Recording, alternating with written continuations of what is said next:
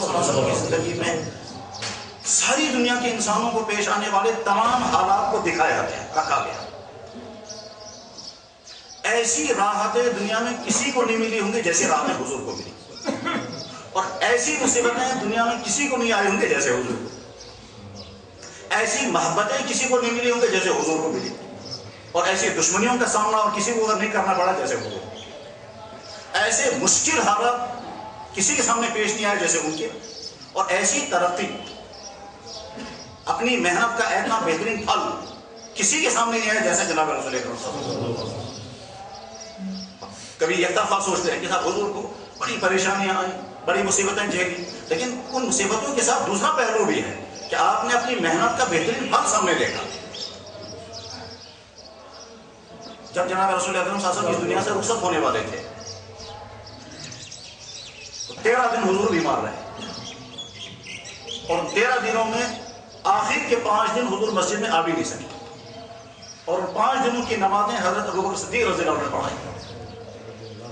13 دن آپ کو تکلیف رہی، آخر کے 5 دن آپ مسجد میں تشریف نہیں لا سکے، وہ نمازیں آپ نے اپنے حجرے مبارک میں ہی پڑھی۔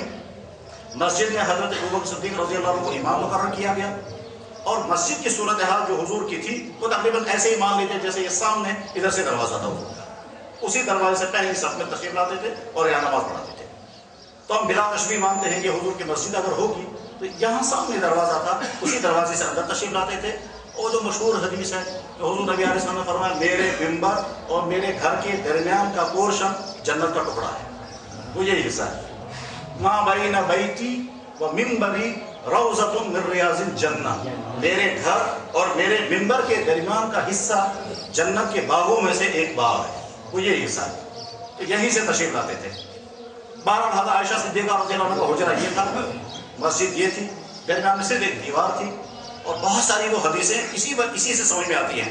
مثلا یہ کہ جب جناب رسول اکرم صلی اللہ علیہ وسلم نے اعتکاف کیا تھا اور اعتکاف کے دنوں میں آپ کے سر میں تھوڑی سی کھجلی آنے لگی، تو آپ نے حضرت عائشہ رضی اللہ عنہ سے فرمایا کہ تم میرا سر دھو، مگر میں اعتکاف میں باہر نہیں آ سکتا، اس لیے وہاں سامنے رکھ کر کے خود تو مسجد کے اندر رہے اور اپنا سر مبارک باہر نکالا، اور حضرت عائشہ نے اپنے حجرے میں آپ کا سر مبارک دھویا، وہ یہی جگہ تھی۔ وہ اس میں حضرت عائشہ صدیقہ رضی اللہ عنہ سے ایک دفعہ پوچھا گیا تھا کہ اگر کوئی عورت عذر کی حالت میں ہو، جس عذر کی حالت میں نمازیں عورتوں کو معاف ہوتی ہیں اور اس وقت وہ ناپاکی کی حالت میں ہوتی ہے، کیا اس کے بدن سے اگر ٹچ ہو گیا تو یہ بھی ناپاک ہو جائے گا؟ تو حضرت عائشہ رضی اللہ عنہ نے جواب نہیں دیا، واقعہ سنایا کہ جناب رسول اکرم صلی اللہ علیہ وسلم اعتکاف میں تھے، آپ نے اپنا سر مبارک باہر نکالا، میں نے اپنے ہاتھوں سے آپ کا سر مبارک دھویا، تو آگے فرمایا فَكُنْتُ حَائِضًا، ان دنوں میں عذر کی حالت میں،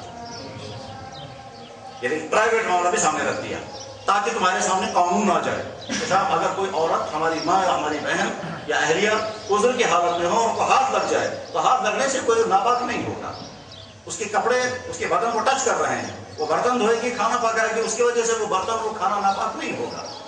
اسی وجہ سے ایک دفعہ پوچھا گیا تھا تو آپ علیہ السلام نے فرمایا اس عورت کا ہاتھ اور اس کا منہ پاک ہے، اس کے ہاتھ اور منہ میں تھوڑے ناپاکی لگی ہے۔ خیر، آپ علیہ السلام مسجد میں تشریف نہیں لا سکے، 5 دن تک اپنے حجرے کے اندر ہی قیام پذیر رہے۔ حضور کو دیکھنا تھا میری محنت کا ثمرہ کیا نکلا ہے۔ آخری دن جس دن حضور اس دنیا سے رخصت ہو گئے، وہ سوموار کا دن تھا، تقریباً صبح کا وقت تھا، فجر کی نماز کا وقت تھا، تو آپ علیہ السلام نے اپنے حجرے مبارکہ کا پردہ ہٹا کر کے مسجد میں دیکھا کتنے لوگ آئے، سب نماز کے لیے حاضر ہیں یا نہیں، نماز کھڑی ہو گئی ہے یا نہیں۔ ابوبکر صدیق رضی اللہ عنہ امام بنائے جا چکے تھے، تو آپ نے پردہ ہٹا کر کے، تو جو ہی پردے کو ذرا سی حرکت ہو گئی، صحابہ سمجھ گئے کہ حضور کا پردہ ہٹ رہا ہے، اس کا مطلب شاید حضور نکلنے والے ہیں، تو تمام صحابہ نے سوچا نماز چھوڑ دیں، اور نماز چھوڑنے کے بعد پہلے حضور کی زیارت کریں گے، موقع ہوا تو جا کر پہلے مصافحہ کریں گے، اس کے بعد دوبارہ نماز شروع کریں گے۔ صحابہ کہتے بھی ہیں کہ جو ہی حضور کے حجرے مبارک کا پردہ ہٹا، ہم نے سوچا کہ اپنی نماز چھوڑ دیں اور نماز چھوڑ کر کے پہلے حضور کی زیارت کریں، مگر حضور نے ایک نظر مسجد میں ڈالی اور ڈالنے کے بعد پردہ واپس ڈال دیا۔ اس کے معنی ہے کہ اپنی نماز پوری کرو۔ کیا دیکھنا چاہتے تھے حضور نبی علیہ السلام؟ کیا دیکھنا یہ چاہتے تھے کہ میں نے امت کو اللہ کے سامنے کھڑا کیا تھا، میں 16 نمازیں مسجد میں نہیں آ سکا، یہ آخری نماز 17ویں نماز ہو رہی ہے، میں دیکھنا چاہتا ہوں کہ یہ امت اللہ کے سامنے کھڑی ہے یا نہیں، ان کی نمازیں ہیں یا نہیں، صفیں ویسی ہیں یا نہیں، ان کا امام آگے ہے یا نہیں. تو حضور نے اپنے سامنے اپنی محنت کا ثمرہ دیکھا. جس مکہ مکرمہ سے حضور نبی علیہ السلام کو رخصت ہونا پڑا تھا اس حال میں کہ اپنی جان بچانا مشکل، اسی مکہ مکرمہ میں جب واپس تشریف لائے تو 10,000 صحابہ آپ کے ساتھ تھے اور مکہ فتح ہوا. اور اس کے بعد 2 سال کے بعد جب حضور حج کرنے کے لیے آئے تو 1,40,000 صحابہ آپ کے ساتھ تھے. تو گویا جناب رسول اکرم صلی اللہ علیہ وسلم کی زندگی میں اگر مشکل ترین حالات آئے ہیں، ساتھ میں آپ کی زندگی میں بہترین حالات بھی آئے ہیں جن میں آپ نے اپنی محنت کا ثمرہ خود دیکھا. ایک دور وہ بھی تھا کہ کئی مہینے گزر جاتے تھے سمجھاتے ایک آدمی بھی ایمان قبول کرنے والا نہیں ہوتا تھا.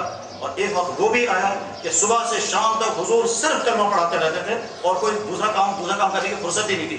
اتنے لوگ آ کر کے اسلام میں داخل ہوتے تھے تو وہ حضور صبح سے شام تک کلمہ پڑھاتے. تو انسان کی زندگی میں جتنے حالات آئیں گے جناب رسول اکرم صلی اللہ علیہ وسلم کی حیات مبارکہ میں ان حالات کے لیے نمونہ موجود ہوگا. اس لیے تمام دنیا کے انسانوں کے لیے اور خاص طور پر ایمان والوں کے لیے زندگی کے ہر معاملے میں نمونہ کون ہوگا کہ محمد رسول اللہ. یہ ہے اللہ کے کہنے کا منشا. من اللہ علی المؤمنین اذ بعث فیہم رسولا من انفسہم. اللہ نے تم ایمان والوں کا بہت بڑا احسان کیا کہ نبی بھیجا. اور وہ نبی فرشتوں میں سے نہیں ہے، کیونکہ فرشتوں میں سے اگر ہوتے ان کو بھوک ہی نہیں لگتی، ان کو پیاسی نہ لگتی، ان کو آرام کی ضرورت ہی نہ ہوتی، ان کو بیوی بچوں کی ضرورت نہیں ہوتی. جب وہ تمہیں کچھ کہتا تم فوراً کہتے ہیں. خود تو بھوک لگتی نہیں، ہم کو کہتے ہیں فلاں چیز مت کھاؤ. خود تو پیاس لگتی نہیں، ہم کو کہتے ہیں فلاں چیز مت کھاؤ. خود تو بیوی کی ضرورت نہیں، ہم کو کہتے ہیں نامحرم کی کتاب دیکھو بھی مت. تو اس لیے میں نے فرشتہ نہیں بھیجا. میں نے ایک ایسی ذات بھیجی جو تمہارے اندر پیدا ہوئی ہے، جو تمہارے اندر اس کا بچپن گزرا ہے، تمہارے اندر اس کی جوانی گزری ہے. تم جیسے تم کو جیسے بھوک اور پیاس لگتی ہے اس کو بھی بھوک اور پیاس لگتی ہے. تم کو جیسے دکھ اور آرام پہنچتا ہے اس کو بھی دکھ اور آرام پہنچتا ہے. تم کو جیسے سردی گرمی کا سامنا ہوتا ہے اس کا بھی ویسے سردی گرمی کا. لیکن اس کے باوجود تمہارے نمونہ ہے کیا کہ اس کی زندگی ایک اعتبار سے تم جیسی ہے. کھانا پینا رہنا سہنا کپڑا سردی گرمی زخمی یہ سارے حالات تمہارے جیسے ہوں گے. ان کو بھی تھکاوٹ بھی ہوگی، چلنا بھی پڑے گا، محنت بھی کرنی پڑے گی، مزدوری بھی کرنی پڑے گی.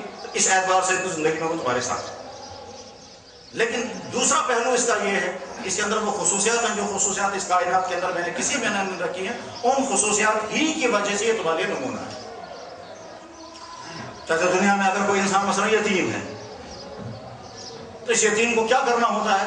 وہ یہ دیکھا میرا یتیم، میرا نہ آگے کوئی دیکھنے والا ہے نہ کوئی پیچھے دیکھنے والا ہے نہ میری کوئی خبر گیری کرنے والا ہے، پریشان حال ہوں.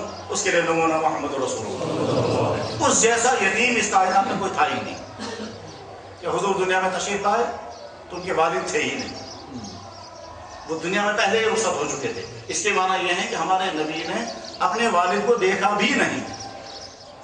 اگرچہ ایک حدیث میں ہے کہ بعد میں اللہ تعالیٰ شاہ نے حضور کے والدین دونوں کو زندہ کر دیا تھا اور حضور نے ان سے ملاقات کی ہے.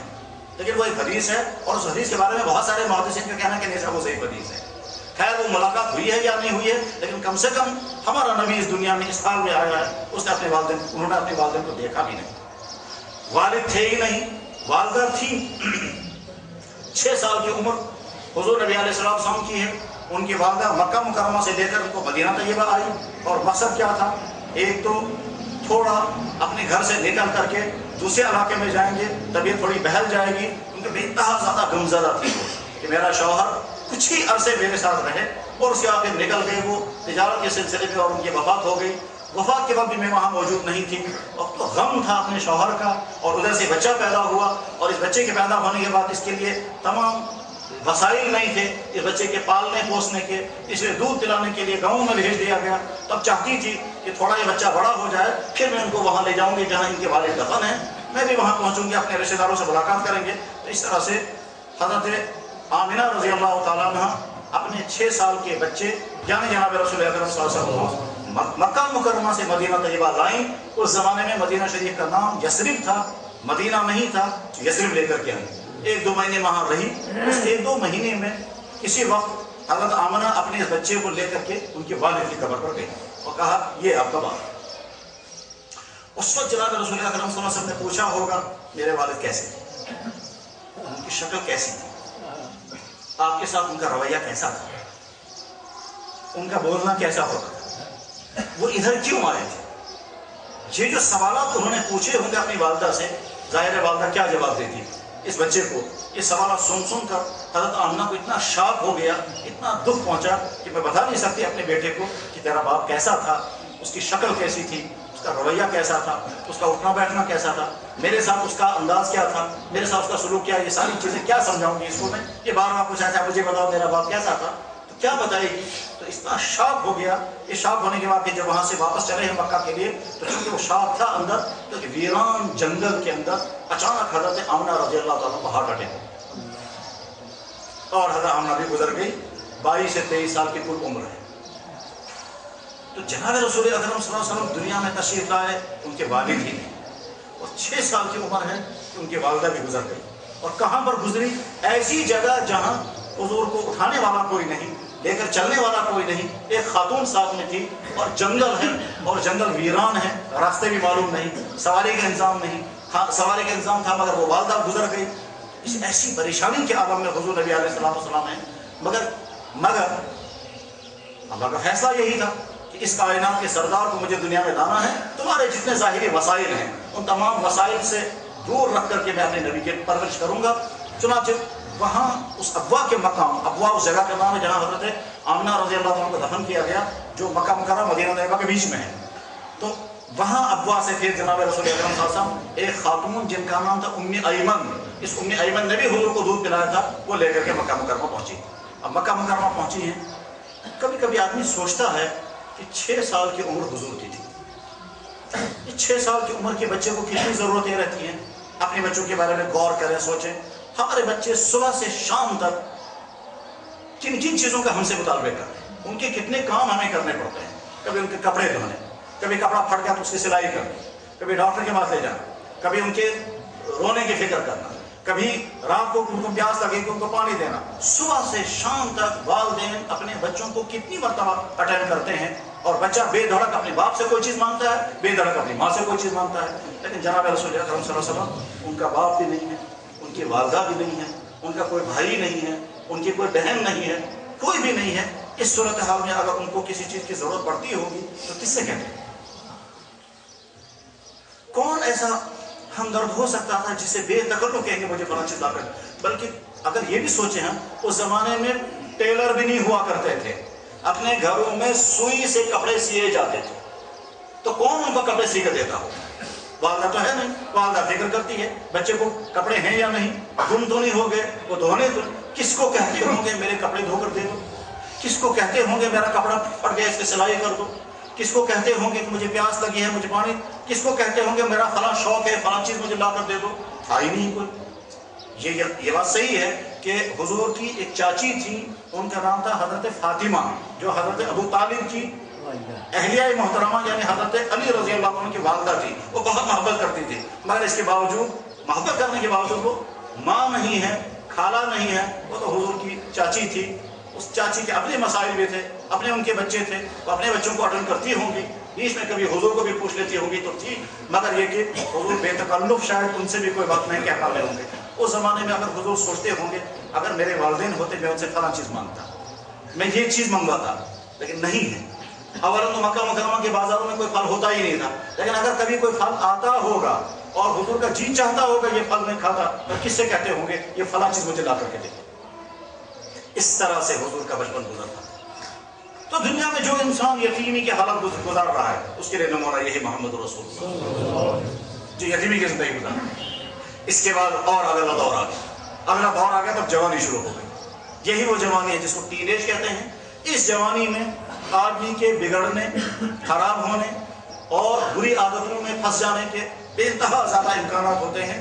उन खराबियों से बचने की जो सोर्सेज हैं वो दो हैं। एक तो ये है कि माहौल बहुत ज़्यादा अच्छा है इसलिए लड़का बिगड़ नहीं पा रहा है क्योंकि माहौल बहुत ज़्यादा अच्छा है, या घर की तरफ से सख्त निगरानी है इसलिए बच्चा बिगड़ नहीं पा रहा है। घर की तरफ से सख्त निगरानी होगी तो बच्चा बिगड़ नहीं पाएगा, और या माहौल बहुत ज़्यादा अच्छा है इसलिए बिगड़ नहीं पा रहा है। लेकिन हुजूर नबी अलैहिस्सलाम के सामने ये दोनों चीज़ें हैं ही नहीं। घर की तरफ से निगरानी कौन करता? निगरानी करने वाले वालिदैन वो तो है ही नहीं, निगरानी करने वाला भाई बहन वो भी है नहीं। अच्छा, माहौल बहुत पाक साफ होता, मगर ऐसा भी नहीं है, माहौल बहुत ज़्यादा गंदा है, उसमें शराब है, उसमें कत्ल है, उसमें आवारगी है, उसमें बदकारियाँ हैं, वो सारी उस माहौल में राइज थी। अब न घर की तरफ से निगरानी है और न माहौल की तरफ से है। हाँ, क्योंकि ये जनाब रसूल अकरम सल्लल्लाहु अलैहि वसल्लम इस कायनात के सबसे बड़े नबी थे, अल्लाह की तरफ से निगरानी जरूर है। और वो उस वक्त में भी कबायर कबीरा गुनाहों की बात नहीं, सगीरा गुनाहों से भी मासूम है। मगर हुजूर नबी अलैहिस्सलाम अपनी जवानी को कैसे बचा बचा करके चला रहे हैं, कोई दाग लगने नहीं दे रहे हैं।